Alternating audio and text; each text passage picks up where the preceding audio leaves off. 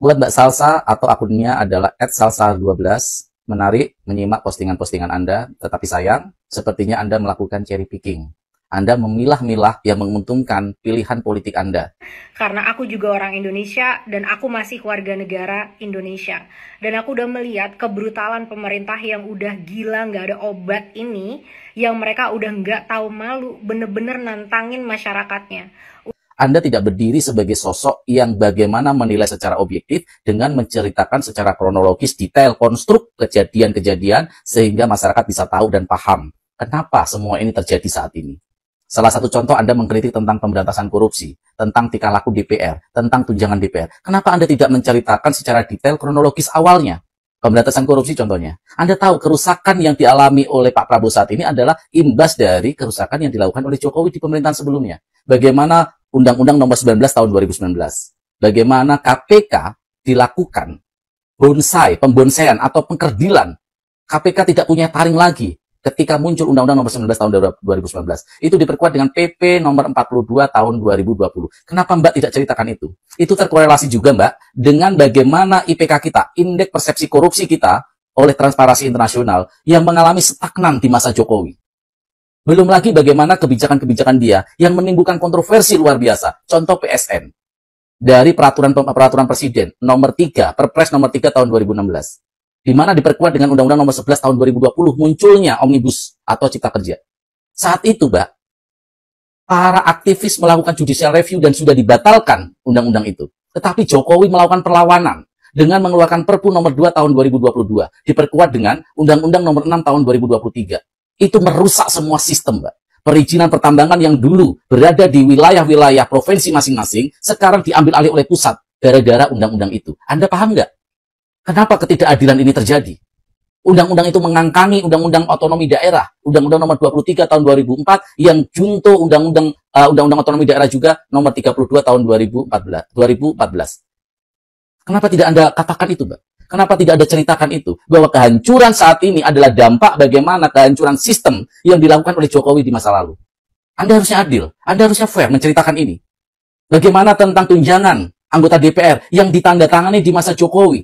Undang-undang MD3 sampai saat ini produk Jokowi. Kalau Anda mengatakan undang-undang itu menyalahkan DPR, Anda sepertinya harus belajar dulu tentang trias politika. Dan Mbak Salsa yang terhormat, saya men-challenge Anda. Saya menantang Anda untuk berdiskusi. Kemarin kan Anda menantang Saroni, ya. Mungkin ya Saroni tidak berani. Tapi gantian saat ini, kalau Anda memang gentle ya, gentlewoman mungkin karena Anda perempuan, saya men-challenge Anda, menantang Anda untuk berdiskusi tentang kehancuran demokrasi, penegakan hukum, dan pemberantasan korupsi di masa Jokowi.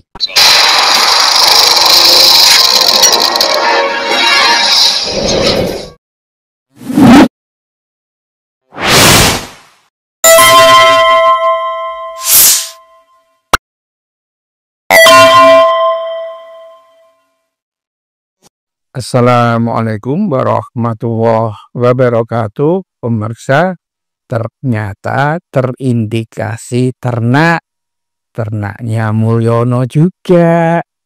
Ini Salsa gak berani sama sekali kritik Partai Gajah. Bahkan Raja Juli yang jelas-jelas main domino, ya, kayaknya sedang dinas di kantor bersama Kadir sama pemalak hutan, nggak ada komentarnya sama sekali. Ini Salsa ini model manusia kayak apa? Ya, model-modelnya Grace Natali ternyata. Atau mungkin pengen dapat juga bagian dari komisaris, menjadi komisaris di Indonesia.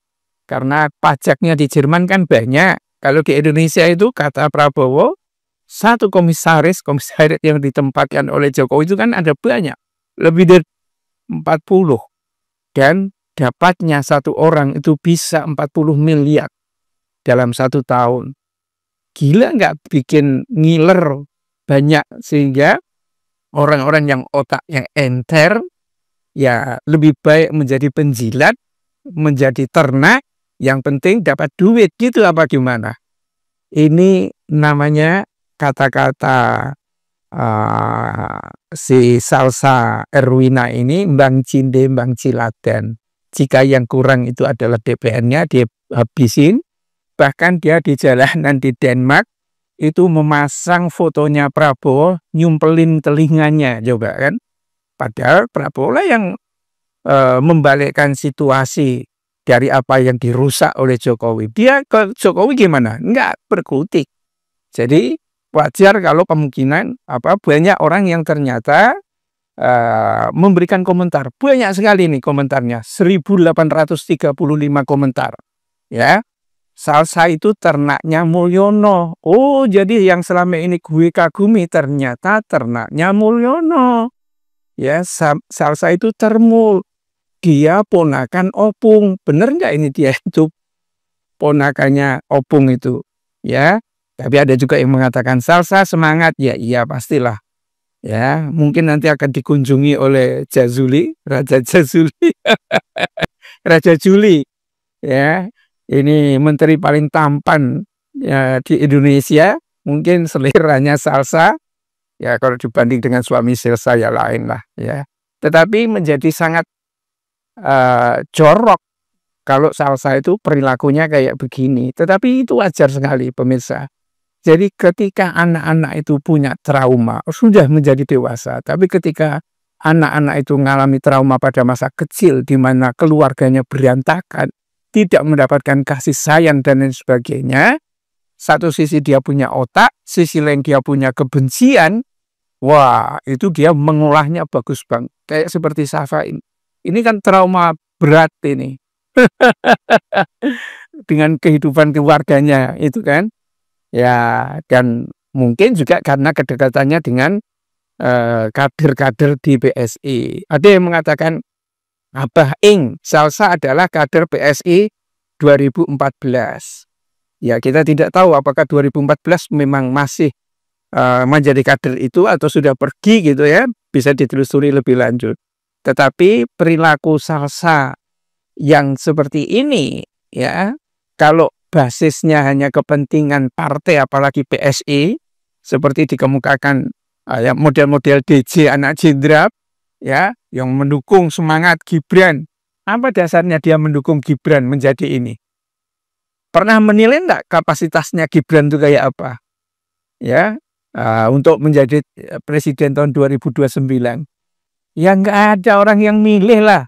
Ya, kecuali hanya termul, dan termul itu pun sebetulnya kesetiaannya bukan karena ada Jokowi, tapi ada sembakonya. Seperti anjing. Ya, anjing itu dia setia kepada bosnya kalau bosnya itu rutin ngasih makanan. Ada anjing yang akhirnya membunuh bosnya ketika dia kelaparan, bosnya datang terlambat ngasih makanan, dia yang diserang. Habis itu. Itu perilaku anjing. Sama seperti yang binatang-binatang buas yang lain. Walaupun saya tidak menyamakan termul itu seperti itu. Tapi mana ada termul yang akan setia kepada Jokowi kalau dia sudah tidak bisa diharapkan memberi jabatan komisaris, amplop, dan lain sebagainya. Bubar dengan sendirinya. Sayang kan? Pemenang debat internasional, ya kan?